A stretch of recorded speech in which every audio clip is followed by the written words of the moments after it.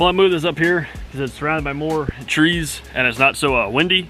So I bought a Baitcaster, and you want to know how to use it without backlashing all the time. So I put on the chesty. So here, we're in first point of view. What we got here is your tensioner knob. That's the little guy on this side. This is your release button here. That's going to free up your spool.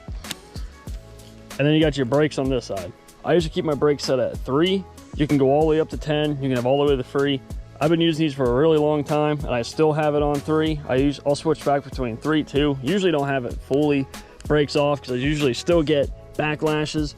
So here I just got a random jig and a soft plastic hooked up. This is a really beat up jig.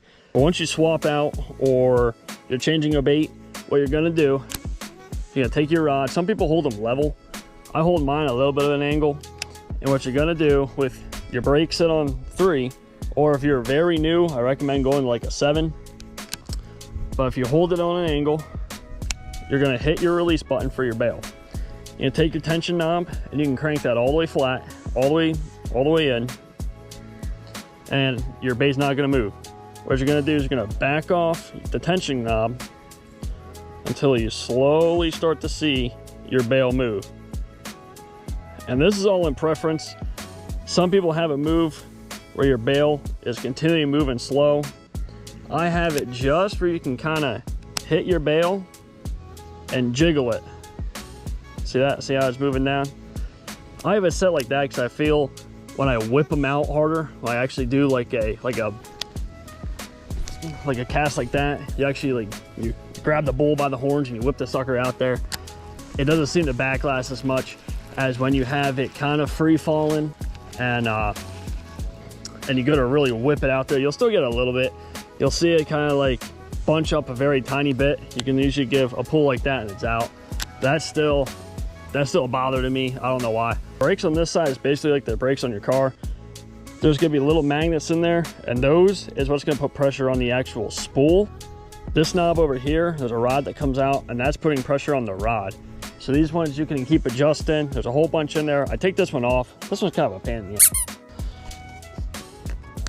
This one's always fighting me, so I kind of just keep it on. But if you ever took this off, you could actually slide that spool out, and you'll see like the rod that I'm talking about. But once you got your brake set, your tension knob set, next you're gonna be using your thumb a lot. But your thumb's just gonna keep it so it doesn't keep spinning too fast when you go and cast. So you'll kind of be able to moderate that. Once you actually like cast it out, you'll be able to adjust with your thumb there how fast it's going, or if you're gonna be slowing it down for a certain spot you're getting to. And basically, so you're gonna press your thumb down, you're gonna hold onto your spool. For a regular cast, I just grab it right at the bottom here.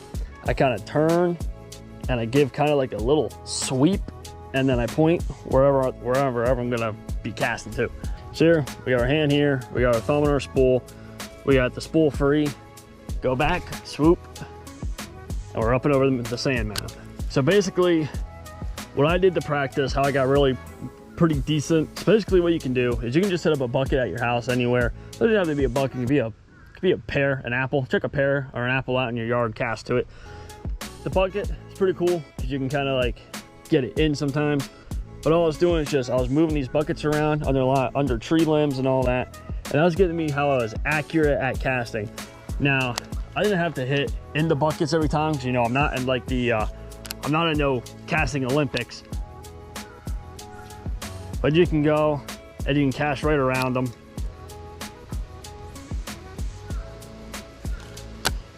But you can see, as long as you're about, I would say as long as you're like a foot or like 2 foot from the bucket, I'd say you're getting pretty good at casting it.